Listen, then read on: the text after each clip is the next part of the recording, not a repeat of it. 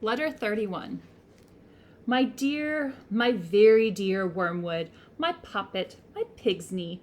Poppet is a term of endearment, right? It means like puppet, doll. Pig's knee means like darling. So he's like really laying it on thick here to Wormwood. How mistakenly now that all is lost, you come whimpering to ask me whether the terms of affection in which I address you meant nothing from the beginning. Far from it. Rest assured, my love for you and your love for me are as like two peas. I've always desired you, as you, pitiful fool, desired me. The difference is that I am the stronger. I think they will give you to me now, or a bit of you. Love you? Why, yes. As dainty a morsel as ever I grew fat on.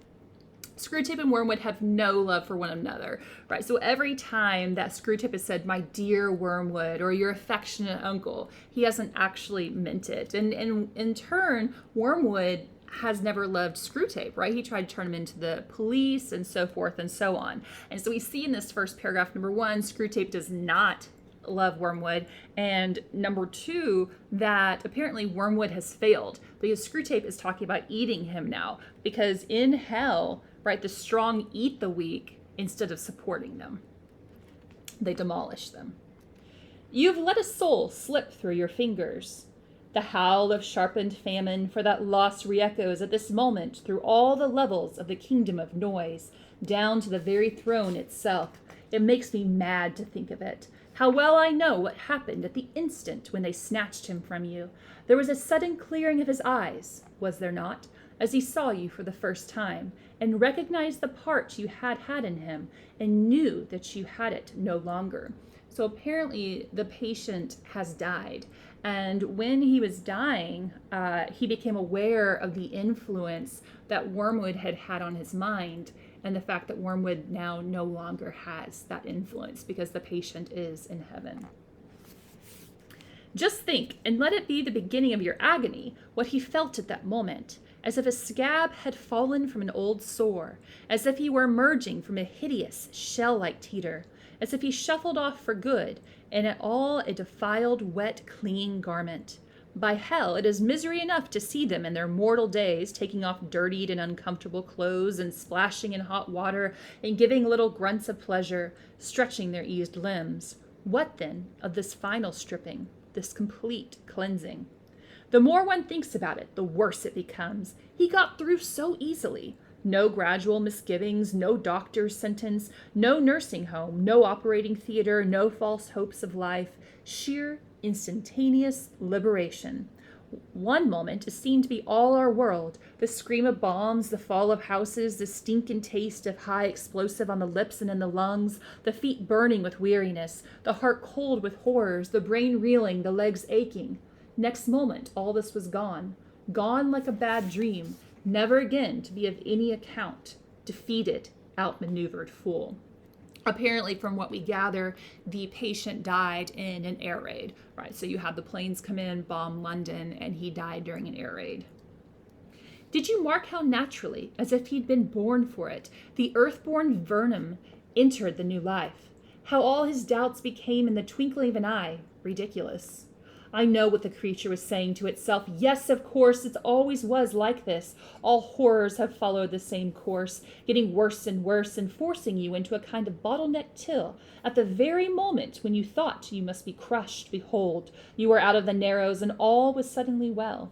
The extrication hurt more and more, and then the tooth was out. The dream became a nightmare, and then you woke. You die, and then you are beyond death. How could I have ever doubted it? And as he saw you, he also saw them. I know how it was. You reeled back dizzy and blinded, more hurt by them than he had ever been by bombs. The degradation of it, that this thing of earth and slime could stand upright and converse with spirits before whom you, a spirit, could only cower. Right, so we have the devils cowering before the angels, cowering before the Lord.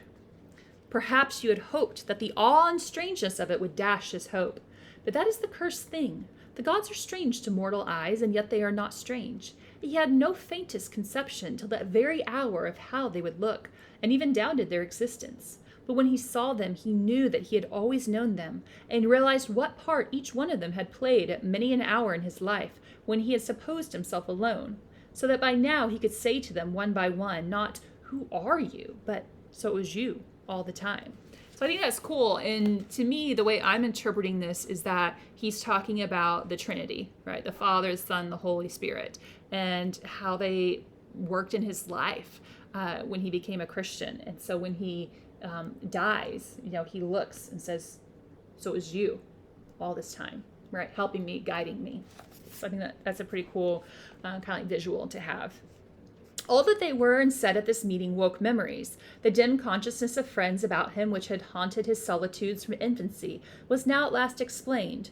That central music in every pure experience, which had always just evaded memory, was now at last recovered. Recognition made him free of their company almost before the limbs of his corpse became quiet. Only you were left outside. He saw not only them, he saw him. This animal, this thing begotten in a bed, could look on him. What is blinding, suffocating fire to you is now cool light to him, is clarity itself, and wears the form of a man. You would like, if you could, to interpret the patient's prostration in the presence, his self-abhorrence, and utter knowledge of his sins. Yes, Wormwood, a clearer knowledge, even than yours, on the analogy of your own choking and paralyzing sensations when you encounter the deadly air that breathes from the heart of heaven. But it's all nonsense, pains he may still have to encounter, but they embrace those pains. They would not barter them for any earthly pleasure. All the delights of sense or heart or intellect with which you could once have tempted him, even the delights of virtue itself, now seem to him in comparison but as the half-nauseous attractions of a rattled harlot would seem to a man who hears that his true beloved, whom he has loved all his life, and whom he had believed to be dead, is alive and even now at his door. He is caught up into that world where pain and pleasure take on transfinite values, and all our arithmetic is dismayed. Once more the inexplicable meets us. Next to the curse of useless tempters like yourself, the greatest curse upon us is the failure of our intelligence department. If only we could find out what he is really up to. Alas, alas, that knowledge in itself, so hateful and mawkish a thing, should yet be necessary for power. Sometimes I am almost in despair. All that sustains me is the conviction that our realism, our rejection, in the face of all temptations, of all silly nonsense and claptrap, must win in the end. Meanwhile, I have you to settle with. Most truly do I sign myself, your increasingly and ravenously affectionate uncle, Screwtape. So at the end of the Screwtape Letters, right, God is victorious. The patient is in a place that Wormwood can no longer reach him. And when Screwtape knows here that Wormwood's about to die, Screwtape confesses that he wished he could know God better, that he wished he could understand God more. And he doesn't have to worry that Screwtape's going to run off to the infernal police and report him because Wormwood's about to die. And so that's kind of like Screwtape's last confession of his last letter. And so at the end of this book, I mean, in a way to us, yes, it is sad that the patient dies, but the patient's in a much better place now, right? God has been victorious and the patient is now with him in heaven, and Screwtape and Wormwood have lost.